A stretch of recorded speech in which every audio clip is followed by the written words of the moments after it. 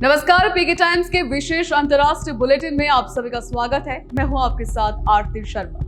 24 जून की सुबह सुबह भारतीय समयानुसार करीब 4 बजे एक चौंकाने वाली घोषणा अमेरिका के राष्ट्रपति डोनाल्ड ट्रंप की ओर से सामने आई। ईरान और इजरायल के बीच युद्ध विराम हो गया है। ये खबर उस वक्त आई जब दुनिया ये सोचकर सिहर रही थी कि कहीं ये संघर्ष तीसरे विश्व युद्ध की दस्तक न बन जाए। लेकिन सवाल ये है कि क्या सच में कोई युद्ध हुआ भी था या फिर ये सब एक सोची समझी सैन्य रणनीति का हिस्सा था, जहां ताकत दिखाई गई लेकिन नुकसान कम से कम रखा गया।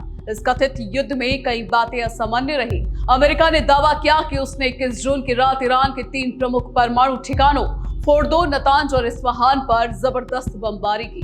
कहा गया कि बम इतने ताकतवर थे कि वे चट्टानी जमीन में 200 फीट नीचे जाकर फटे। अमेरिका ने यह भी बताया कि हर बम में करीब 13,500 किलो विस्फोटक था और कुल मिलाकर करोड़ों किलो के वजन वाले बम ईरान पर गिराए गए। लेकिन सबसे हैरानी की बात यह रही कि इन परमाणु ठिकानों से कोई रेडिएशन नहीं निकला। जब इतने गहरे में इतने शक्तिशाली बम फटे और फिर भी सतह पर न रेडिएशन हो न मलबा, तो सवाल उठना लाजमी है कि आखिर ये बम कहां गिरे और इनका असर कितना हुआ।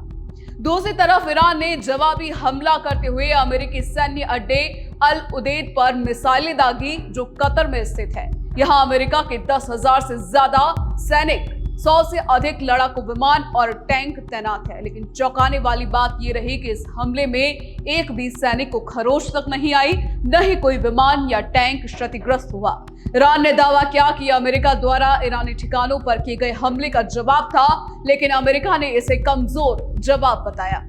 कई विशेषज्ञों का मानना है कि ईरान ने जानबूझकर एयरबेस पर हमला करने से पहले अमेरिका और कतर को चेतावनी दी थी ताकि बड़े नुकसान से बचा जा सके। इसी बीच डोनाल्ड ट्रंप की युद्ध विराम की घोषणा सामने आई। उन्होंने कहा कि ईरान और इजरायल अब लड़ाई नहीं करेंगे और अगले 24 घंटे में युद्ध विराम की प्रक्रिया पूरी हो जाएगी। ट्रंप की इस घोषणा के बाद इजरायल ने दावा किया कि ईरान की ओर से मिसाइलें हमले अभी भी जारी है। हालांकि इस संघर्ष में सबसे बड़ा नुकसान इजरायल को हुआ है। कभी माना जाता था कि इजरायल की सुरक्षा प्रणाली दुनिया की सबसे मजबूत प्रणाली है, लेकिन ईरान के मिसाइलों ने इस धारणा को चुनौती दी है। इजरायल में कई जगहों पर नुकसान हुआ, लोगों की जान गई और मिसाइल रक्षा प्रणाली कई बार फेल होती नजर आई। वहीं इजरायल ने भी जवाब में ईरान पर बड़े हमले किए, जिनमें खबरों के मुताबिक 700 से ज्यादा लोगों की मौत हुई। सवाल यह है कि इस पूरे टकराव में असल में कौन कौन शामिल था और किसका कितना नुकसान हुआ। अमेरिकी बमबारी में परमाणु ठिकाने नष्ट हुए, लेकिन न कोई रेडिएशन न ही उपग्रह चित्रों में ज्यादा हलचल दिखाई दी। ईरानी मिसाइलें एयरबेस पर गिरी, लेकिन सब कुछ पहले जैसा सलामत रहा। ऐसे में ये टकराव एक असली युद्ध कम और मीडिया युद्ध ज्यादा लगता है। ये एक ऐसा प्रदर्शन था जिसमें ताकत दिखाई गई, मिसाइलें छोड़ी गई, बयानबाजी हुई, लेकिन जानबूझकर बड़े पैमाने पर विनाश से बचा गया। डोनाल्ड ट्रंप की घोषणा को भी इसी संदर्भ में देखा जा रहा है। ट्रंप खुद को विश्व नेता के तौर पर खुद को सबसे मजबूत नेता के रूप में पेश करना चाहते हैं। युद्ध विराम की पहल उनके लिए एक कूटनीतिक जीत के रूप में प्रचारित की जा रही है। हालांकि सच्चाई यह है कि इजरायल और ईरान दोनों की ओर से अभी तक हमले पूरी तरह से बंद नहीं हुए हैं। इजरायल ने तो ये यहां तक भी कहा है कि वो ईरान के खिलाफ अपने अभियान को जारी रखेगा। अब बड़ा सवाल यह है कि क्या ये युद्ध विराम टिक पाएगा? क्या दोनों देश डोनाल्ड ट्रंप की घोषणा को मानेंगे या फिर ये सिर्फ एक राजनीतिक बयान बनकर रह जाएगा? विशेषज्ञ मानते हैं कि आने वाले 2-3 दिन बेहद अहम होंगे और अगर इस दौरान कोई बड़ा हमला नहीं होता है तो माना जा सकता है कि तनाव थोड़ा कम हुआ है। लेकिन अगर मिसाइलें और ड्रोन फिर से उड़ते नजर आए तो ये स्पष्ट हो जाएगा कि ये युद्ध विराम महज एक भ्रम था। इस पूरे घटनाक्रम ने यह जरूर साफ कर दिया है कि आज के समय में युद्ध सिर्फ बम, बारूद और लाशों का खेल नहीं है।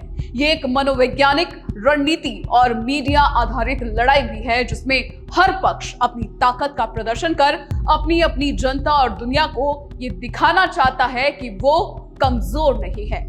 इस युद्ध में कोई विजेता नहीं है, लेकिन सभी पक्ष खुद को विजेता दिखाने की कोशिश में लगे हैं।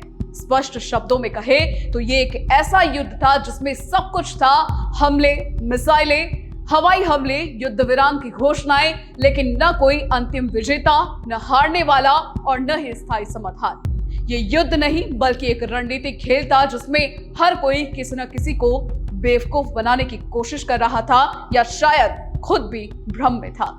पीके टाइम्स की आपको यह अंतर्राष्ट्रीय विशेष रिपोर्ट कैसी लगी, हमें कमेंट करके जरूर बताएं। साथ ही साथ आप हमारे चैनल को सब्सक्राइब करें और हर खबर से अपडेट रहें।